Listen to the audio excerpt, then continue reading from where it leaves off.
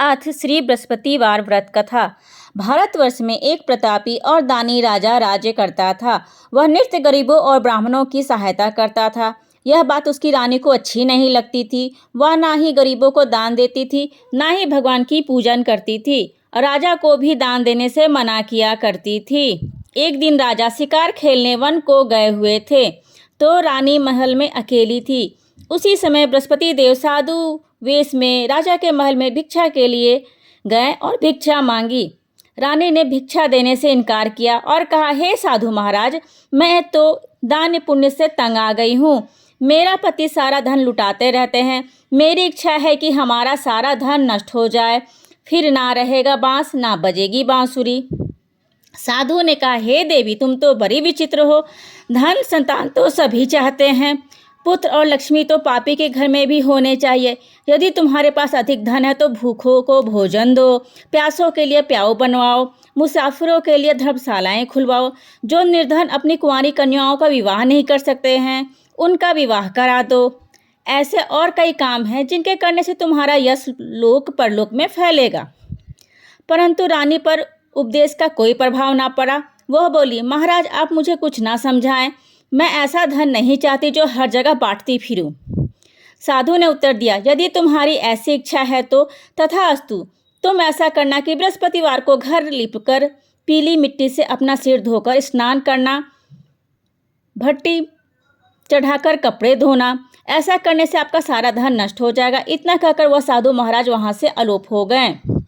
साधु के अनुसार कई बातों को पूरा करते हुए रानी को केवल 3 ही बृहस्पतिवार बीते थे कि उसकी समस्त धन संपत्ति नष्ट हो गई। भोजन के लिए राजा का परिवार तरसने लगा।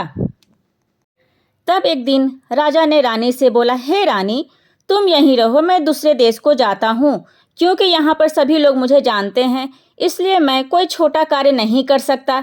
ऐसा कहकर राजा परदेश चला गया। वहाँ जंगल से लकड़ी काट कर लाता और शहर में बेचता। इस तरह वह अपना जीवन व्यतीत करने लगा। इधर राजा के परदेश जाते ही रानी और दासी दुखी रहने लगी।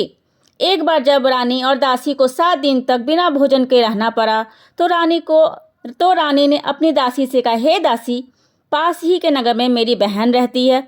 वह बड़ी धनवान है। तू उसके पास जा और कुछ ले आ, ताकि थोड़ी बहुत गुजर बसर हो जाए। दासी रानी की बहन के पास गई।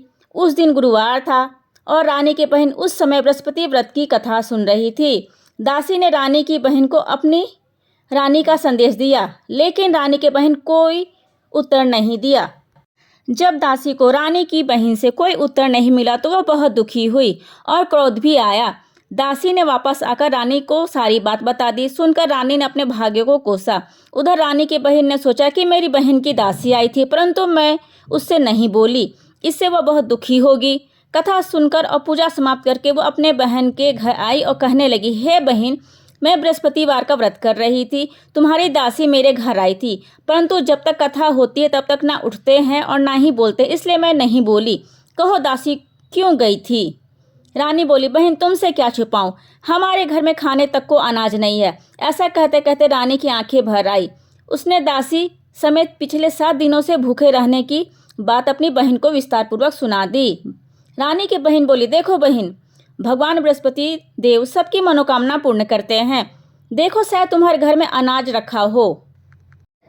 पहले तो रानी को विश्वास नहीं हुआ, पर बहन के आग्रह करने पर उसने अपनी दासी को अंदर भेजा तो सचमुच अनाज से भरा एक घड़ा मिला। यह देखकर दासी को बड़ी हैरानी हुई। दासी ने रानी से कहने लगी, हे रानी, जब हमको भोजन नहीं मिलता था तो हम व्रत ही तो करते थे, इसलिए क्यों ना इस व्रत और कथा की विधि पूछ ली जाए, ताकि हम भी व्रत कर सके। तब रानी ने अपनी बहन से बृहस्पतिवार व्रत के बारे में पूछा। उसकी बहन ने बताया, बृहस्पतिवार के व्रत में चने की दाल और मुनक्का से विष्णु भगवान का केले के जड़ की पूजा करें तथा दीपक जलाएं, व्रत कथा सुने और पीला भोजन ही करें। इससे बृहस्पति देव प्रसन्न होते हैं। व्रत और पूजन विधि बताकर रानी की बहन अपने घर लौट गई। 7 दिन के बाद जब गुरुवार आया तो रानी और दासी ने व्रत रखा। घुड़साल में जाकर चना और गुड़ ले आई, फिर उससे केले की जड़ तथा विष्णु भगवान की पूजा की। अब पीला भोजन कहाँ से आए, इस बात को लेकर दोनों बहुत दुखी थी। चूंकि उन्होंने व्रत रखा था, इसलिए बृहस्पति देव उनसे प्रसन्न थे। इसलिए वे एक साधारण व्यक्ति का रूप धारण कर 2 थालों में सुंदर पीला भोजन दासी को दे गए। भोजन पाकर दासी प्रसन्न हुई और फिर रानी के साथ मिलकर भोजन ग्रहण किया। उसके बाद वे सभी गुरुवार को व्रत और पूजन करने लगी। बृहस्पति भगवान की कृपा से उसके पास फिर से धन संपत्ति आ गई, परंतु रानी फिर से पहले की तरह आलस करने लगी। तब दासी बोली, देखो रानी, तुम पहले भी इस तरह प्रकार आलस किया करती थी, तुम्हें धन रखने में कष्ट होता था, इस कारण सभी धन नष्ट हो गया, और जब भगवान विष्णु की कृपा से धन मिला है तो तुम फिर से आलस से होता है। रानी को समझाते हुए दासी ने कहा कि बड़ी मुसीबतों के बाद हमने यह धन पाया है, इसलिए हमें दान या पुण्य करना चाहिए, भूखे मनुष्यों को भोजन कराना चाहिए और धन को शुभ कार्यों में खर्च करना चाहिए, जिससे कि तुम्हारे कुल का यश बढ़ेगा, स्वर्ग की प्राप्ति होगी और पितृ प्रसन्न होंगे। दासी की बात मानकर रानी अपना धन शुभ कार्यों में खर्च करने लगी, जिससे पूरे नगर में उसका यश फैलने लगा। एक दिन राजा दुखी होकर जंगल में एक पेड़ के नीचे आसन जमाकर बैठ गया। वो अपनी दशा को याद करके व्याकुल होने लगा। बृहस्पतिवार का दिन था। एकाएक उसने देखा कि निर्जन वन में एक साधु प्रकट हुए। वह साधु वेश में स्वयं बृहस्पति देवता थे। लकहारे के सामने आकर बोले, हे लकहारे, इस सुनसान जंगल में तू चिंता मग्न में क्यों बैठा है? लकहारे ने दोनों हाथ जोड़कर प्रणाम किया और उत्तर दिया, महात्मा जी, आप सब कुछ जानते हैं, मैं क्या कहूँ? यह कहकर रोने लगा और साधु को अपनी आत्मकथा सुनाई। महात्मा जी ने कहा, तुम्हारी स्त्री ने बृहस्पति के दिन बृहस्पति भगवान का निरादर किया है, जिसके कारण रुष्ट होकर उन्होंने तुम्हारी यह दशा कर दी है। अब तुम चिंता मत करो और मेरे कहने पर चलो, तुम्हारे सब कष्ट दूर हो जाएंगे और भगवान पहले से भी अधिक संपत्ति देंगे। तुम बृहस्पति के दिन कथा क्या करो, 2 पैसे के चने मुनक्का लाकर उसका प्रसाद बनाओ और शुद्ध जल से लोटे में शक्कर मिलाकर अमृत तैयार करो। कथा के पश्चात अपने सारे परिवार और सुनने वाले प्रेमियों को अमृत व प्रसाद बांटकर आप भी ग्रहण करो। ऐसा करने से भगवान तुम्हारी सब मनोकामनाएं पूरी करेंगे। साधु के ऐसे वचन सुनकर लकहारा बोला, हे प्रभु, मुझे लकड़ी बेचकर इतना पैसा नहीं मिलता है जिससे मैं भोजन के उपरांत कुछ बचा सकूं। मैंने रात्रि में अपनी स्त्री को व्याकुल देखा है, मेरे पास कुछ भी नहीं जिससे मैं उसकी खबर जान सकूं। साधु ने कहा, हे लकहारे, तुम किसी बात की चिंता मत करो। बृहस्पति के दिन तुम रोजाना की तरह लकड़ियां शहर से लेकर आओ। तुमको रोज से दुगुना धन प्राप्त होगा, जिससे तुम भली भांति भोजन कर लोगे तथा बृहस्पति देव की पूजा का सामान भी आ जाएगा। इतना कहकर साधु अंतर ध्यान हो गए। धीरे धीरे समय व्यतीत होने पर फिर वही बृहस्पतिवार का दिन आया। लकहारा जंगल से लकड़ी काटकर किसी शहर में बेचने गया। उसे उस दिन और दिन के अधिक से अधिक पैसा मिला। राजा ने चना गुड़ आदि लाकर गुरुवार का व्रत किया। उसी दिन से उसने सभी क्लेश दूर हुए। परंतु जब दोबारा गुरुवार का दिन आया तो बृहस्पतिवार का व्रत करना भूल गया। इस कारण बृहस्पति भगवान नाराज हो गए। उस दिन उस नगर के राजा ने विशाल यज्ञ का आयोजन किया था तथा शहर में यह घोषणा करा दी थी कि कोई भी मनुष्य अपने घर में भोजन ना बनावे, ना आग जलावे, समस्त जनता मेरे यहाँ भोजन करने आवे। इस आज्ञा को जो ना मानेगा उसे फांसी की सजा दी जाएगी। इस तरह की घोषणा संपूर्ण नगर में करवा दी गई।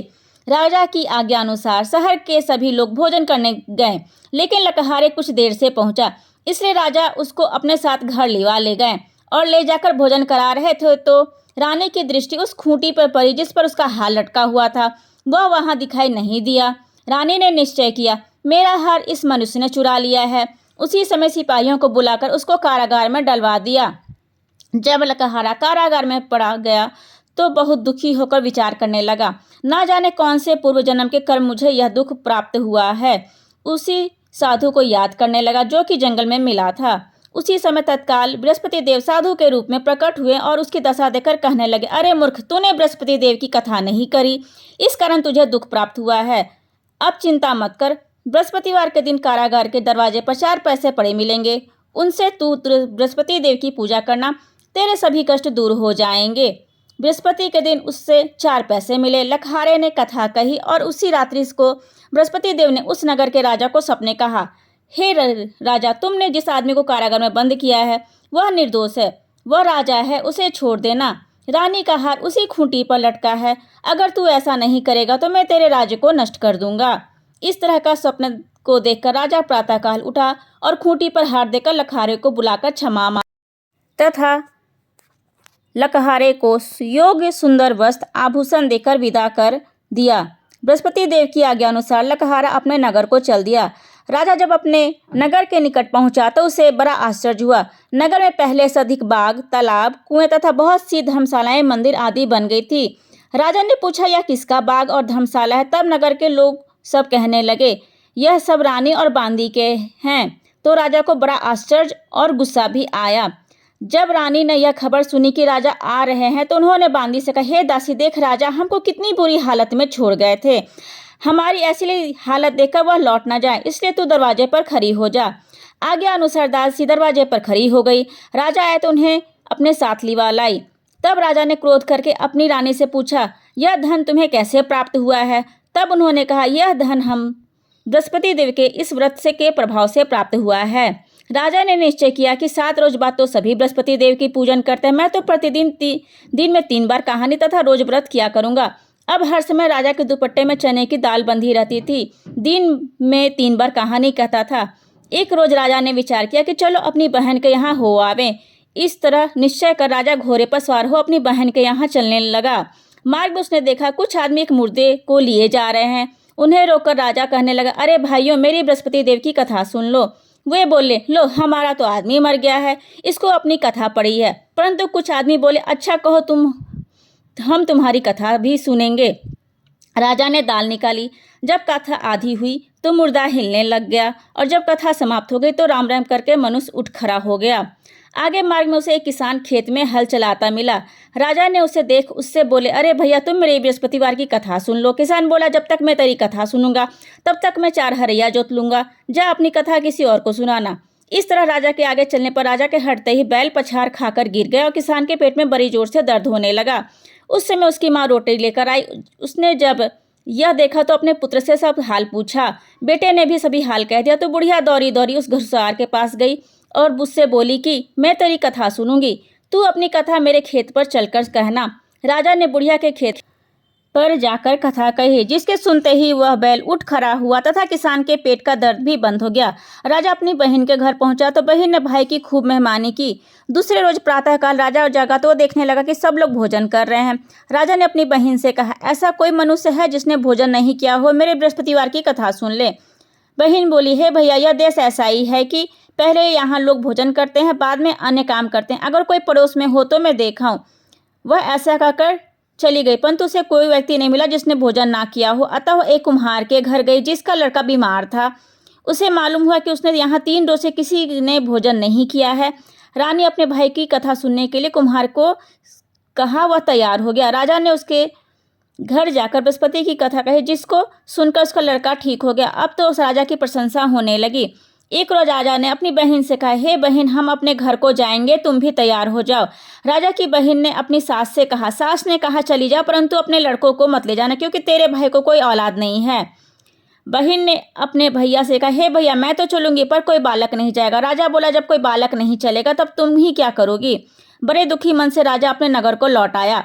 राजा ने अपनी रानी से कहा, हम निरवंशी हैं, हमारा मुंह देखने का धर्म नहीं है और कुछ भोजन आदि नहीं किया। रानी बोली, हे प्रभु, बृहस्पति देव ने हमें सब कुछ दिया है, वह हमें औलाद अवश्य देंगे। उसी रात को बृहस्पति देव ने राजा के सपने में कहा, हे राजा, उठ, अपनी सोच को त्याग दे, तेरी रानी गर्भ से है। राजा की यह बात सुनकर बड़ी खुश हुई। 9वें महीने में उसके गर्भ से एक सुंदर पुत्र पैदा हुआ। तब राजा बोला, हे रानी, स्त्री बिना भोजन के रह सकती है, परंतु बिना कहे नहीं रह सकती है। जब मेरी बहन आवे तो तुम उसे कुछ मत कहना। रानी ने सुनकर हाँ कर दिया। जब रानी की बहन को यह शुभ समाचार मिला तो वह बहुत खुश हुई और बधाई लेकर अपने भाई के यहाँ आई। तभी रानी बोली, घोड़ा चढ़कर आया तो नहीं आई, गधा चढ़ी आई। राजा की बहन बोली, भाभी, मैं इस प्रकार ना कहती तो तुम्हें औलाद कैसे मिलता?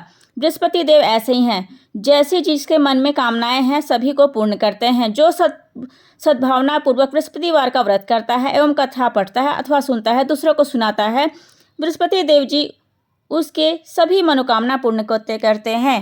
प्रेम से बोलो बृहस्पति भगवान की जय। भगवान बृहस्पति देव सदैव उसकी रक्षा करते हैं। संसार में जो मनुष्य सद्भावना से भगवान जी का पूजन एवं सच्चे हृदय से व्रत करता है तो उसकी सभी मनोकामनाएं पूर्ण करते हैं। जैसी सच्ची भावना से रानी और राजा ने उनकी कथा का गुणगान किया तो उसकी सभी इच्छाएं बृहस्पति जी ने पूर्ण की थी। इसलिए पूर्ण कथा सुनने के बाद प्रसाद लेकर जाना चाहिए।